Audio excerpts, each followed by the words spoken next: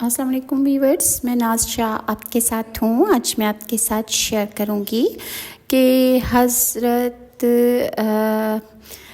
अबू बकर सिद्दीक़ के दौर में शाह रूम हरकल के पास मुसलमानों ने रसूलुल्लाह सल्लल्लाहु अलैहि वसल्लम और तमाम अंबिया अलैहिस्सलाम की तस्वीर देखी और उसके पास ये तस्वीर कैसे पहुंची आज मैं आपके साथ डिटेल से शेयर करूंगी। और अगर व्यूअर्स आपको मेरी वीडियोस अच्छी लगती हैं तो काइंडली लाइक और सब्सक्राइब ज़रूर कीजिए। हज़रत हशाम फरमाते हैं कि अमीरुल मोमिनीन सैयदना अबू बकर सिद्दीक़ ने अपनी खिलाफत में मुझे एक शख्स के हमरा शाह फरमाते हैं कि अमीरुल मोमिनीन हज़रत अबू बकर सिद्दीक़ ने अपनी खिलाफत में मुझे एक शख्स के हमरा शाह रूम हरकल के पास इस गर्ज से भेजा कि हम बादशाह रूम के सामने इस्लाम की दावत पेश करें। जब हम गोता के मुकाम पर पहुँचे तो जिबला गुस्सानी जो हरकल के उमरा में से था वो वहाँ पर मौजूद था। हमने जब उसे देखा तो हरकल ने हमारे पास एक पैगाम रस्सा यानी एक कासिद हमारे पास भेजा और उस कासिद ने कहा कि जो गुफ्तगू तुम करना चाहते हो इस गुस्सानी शख्स से कर लो। हमने कहा बाखुदा हम गुफ्तगू नहीं करते, मगर हमें जिबला गुस्सानी के रूबरू पेश कर दिया गया। जिबला गुस्सानी जो शख्स था वो बोला और कहने लगा कि तुम लोग जो कहना चाहते हो हमसे कहो।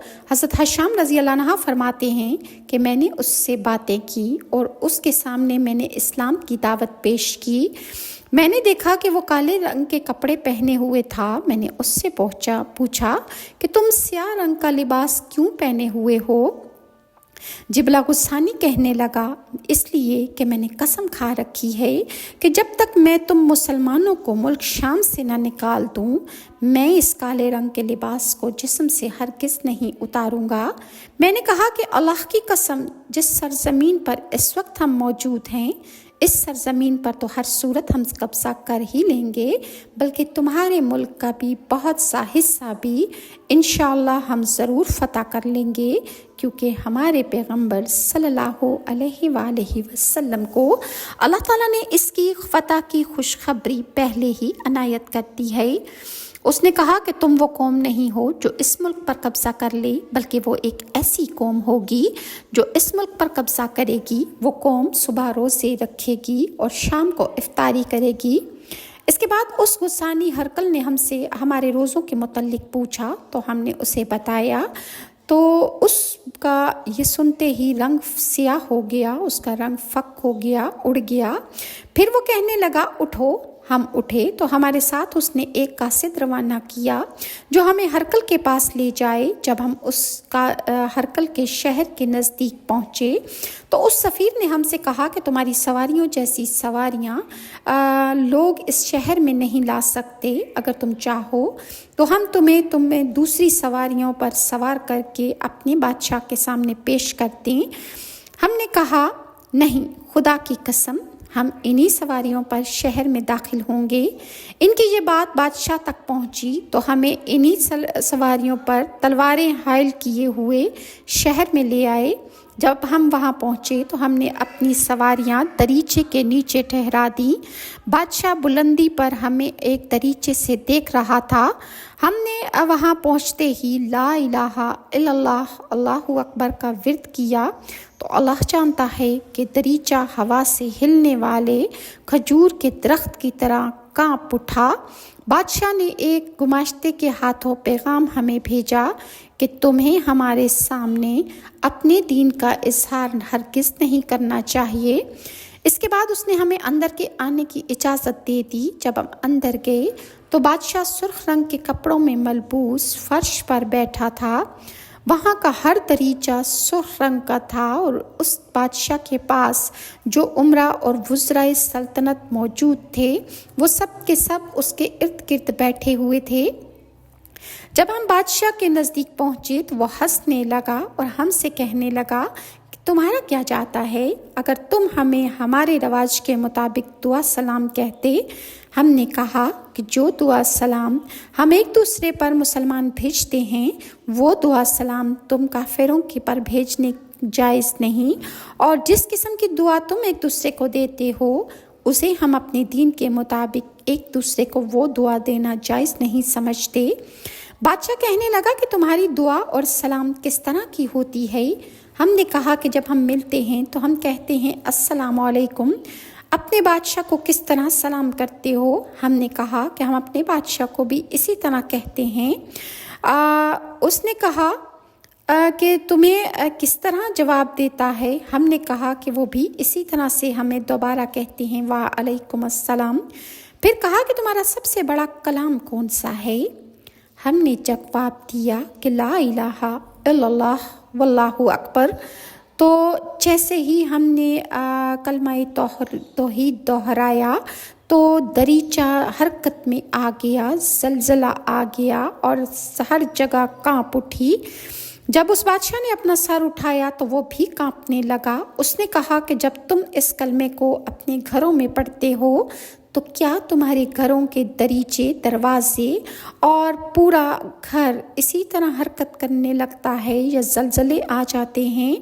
ہم نے کہا اللہ کی قسم ہم نے تو اس جگہ کے سوا ایسا کہیں بھی نہیں دیکھا۔ بادشاہ نے کہا کہ مجھے یہ بات پسند ہے کہ تم جس جگہ اس کلمے کو پڑھتے ہو وہی جگہ حرکت میں آ جاتی ہے، زلزلے آ جاتے ہیں اور میرے ملک کا کچھ حصہ میرے ہاتھ سے نکل جاتا ہے۔ ہم نے کہا کیوں؟ کہنے لگا اگر ایسا ہوتا تو یہ نبوت کا تقاضا نہ ہوتا بلکہ محض کسی شخص کا ہیلا اور مکر و فریب ہوتا۔ اس کے بعد اس نے مختلف قسم کے سوالات ہم سے کیے اور ہم اس کے سوالوں کے جواب دیتے رہے۔ بعد میں اس بادشاہ نے ہم سے نماز اور روزے کے متعلق بھی سوال کیا تو ہم نے جواب دیا۔ تو پھر کہنے لگا اٹھو، تمہارے لیے ایک اچھا سا مکان تعمیر کر دیا گیا ہے جہاں تمہاری ضروریات کی تمام سہولتیں مہیا کر دی گئی ہیں۔ چونکہ ہم وہاں 3 دن تک قیام پذیر رہے اس لیے وہ بادشاہ ہمیں ہر رات بلاتا اور جن چیزوں کے متعلق ہم سے پوچھ چکا تھا دوبارہ ان کے متعلق سوال کرتا اور ہم اسے ہر طرح کے جوابات دیتے جاتے۔ پھر اس نے کوئی چیز طلب کی تو ایک 4 گوشہ صندوق لایا گیا جو زر و جواہرات سے بھرا ہوا تھا۔ اس صندوق کے اندر چھوٹے چھوٹے بہت سے خانے تھے، ہر خانے کا ایک دروازہ تھا اور ہر دروازے پر ایک تالا لگا ہوا تھا۔ بادشاہ نے ایک تالا کھولا اور ایک سیاہ ریشمی کپڑے کا ٹکڑا باہر نکالا۔ جب اس نے اس رومال کو کھولا تو اس پر ایک شخص کی تصویر تھی جس کا رنگ سرخ، آنکھیں کشادہ اور گردن دراز۔ ایسی گردن میں نے پہلے کبھی نہیں دیکھی تھی لیکن بے ریش تھا اور اس کے گیسو ایسے عمدہ تھے گویا دست قدرت نے اسے اپنے ہاتھوں سے خود بنایا ہے۔ بادشاہ کہنے لگا کہ تم اسے پہچانتے ہو؟ ہم نے کہا نہیں۔ کہنے لگا کہ یہ آدم علیہ السلام ہے۔ اس کے بعد بادشاہ نے دوسرا دروازہ کھولا اور سیاہ رنگ کا پارچہ نکالا۔ سیاہ رنگ کے کپڑے کا اس نے جب ٹکڑا نکالا تو اس پر ایک سفید رنگ کا سرخ چشم اور ایک بڑے سر والے آدمی کی تصویر تھی۔ یہ شخص اپنے محامد اور محاسن میں یکتا نظر آتا تھا۔ بادشاہ کہنے لگا کہ کیا تم اسے پہچانتے ہو؟ ہم نے کہا نہیں۔ بادشاہ نے کہا کہ یہ نوح علیہ السلام ہے۔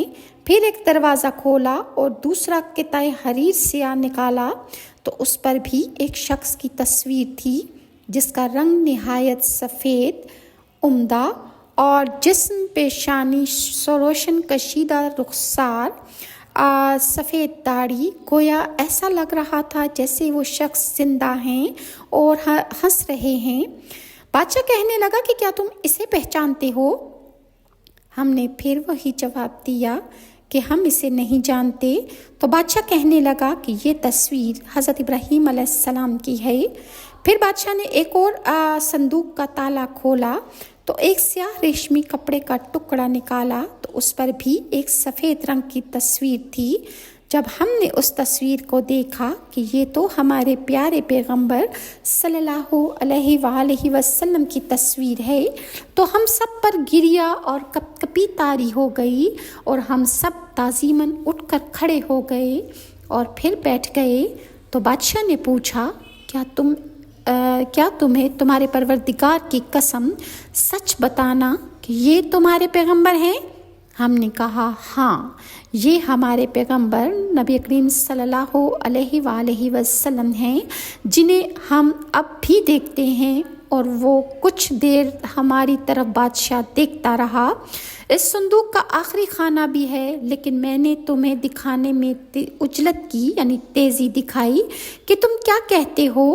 اس کے بعد اس نے صندوق کا ایک اور دروازہ کھولا جس میں پہلے کی طرح پیغمبروں میں سے ایک پیغمبر کی تصویر تھی۔ سب سے آخر میں بادشاہ ہرقل نے ایک ایسے جوان شخص کی تصویر دکھائی جس کے محاسن نیک تھے، جسم پر بہت سے سیاہ بال تھے، خوبصورت چہرہ تھا۔ بادشاہ نے ہم سے پوچھا کہ کیا تم اسے پہچانتے ہو؟ ہم نے جواب دیا نہیں۔ اس بادشاہ کہنے لگا کہ یہ عیسیٰ ابن مریم ہیں۔ پھر ہم نے پوچھا کہ یہ تصویریں تیرے پاس کہاں سے آئی ہیں، جو انبیاء کرام کے حلیوں کے ساتھ بالکل ملتی جلتی ہیں، اور ہمارے رسول صلی اللہ علیہ وآلہ وسلم کی تصویر تو بالکل ان کے حلیے کے مطابق تھی۔ اس نے کہا کہ آدم علیہ السلام نے اللہ تعالیٰ سے درخواست کی تھی کہ ان کی اولاد میں سے جتنے بھی نبی ہوں گے ان کی شکلیں اللہ تعالیٰ حضرت آدم علیہ السلام کو دکھائے، تو اللہ تعالیٰ نے ان کی تصویریں حضرت آدم علیہ السلام کے پاس نازل کی، اور خزانہ آدم میں مغرب شمس کے نزدیک تھیں۔ ذوالقرنین ان تصویروں کو مغرب شمس سے لے آئے تھے اور حضرت دانیال علیہ السلام کو دے دی تھیں۔ پھر کہنے لگا کہ میں چاہتا ہوں کہ اپنے ملک سے نکل جاؤں اور تمہارا ادنا غلام بن کر رہوں، اور جب میں مروں تو نیک سلوک کیا جائے مجھ سے اور مجھے واپس لوٹا دیا جائے۔ واپسی پر جب ہم امیر المومنین حضرت ابو بکر صدیق کے پاس حاضر ہوئے تو ہم نے تمام گفتگو حضرت ابو بکر صدیق کو سنائی۔ حضرت ابو بکر صدیق سن کر رو پڑے اور فرمایا کہ اللہ تعالیٰ نے اس کے لیے کسی چیز کا ارادہ فرمایا ہے تو جو وہ چاہتا ہے کر دے گا۔ پھر فرمایا ہمارے رسول کریم صلی اللہ علیہ وسلم نے ہمیں خوشخبری دی تھی کہ تورات و انجیل میں یہود و نصارہ آپ کی مدت اور نعت پڑھتے ہیں، جیسے اللہ تعالیٰ نے فرمایا ہے کہ انہیں اپنے ہاں تورات و انجیل میں لکھا ہوا پاتے ہیں، یعنی نبی کریم صلی اللہ علیہ وآلہ وسلم کے بارے میں یہود و نصارہ اور عیسائیوں کے پاس خبریں موجود ہیں، اور وہ جانتے ہیں کہ نبی آخر الزمان ضرور تشریف لائیں گے، اور آپ صلی اللہ علیہ وسلم نے اعلان نبوت کر دیا ہے۔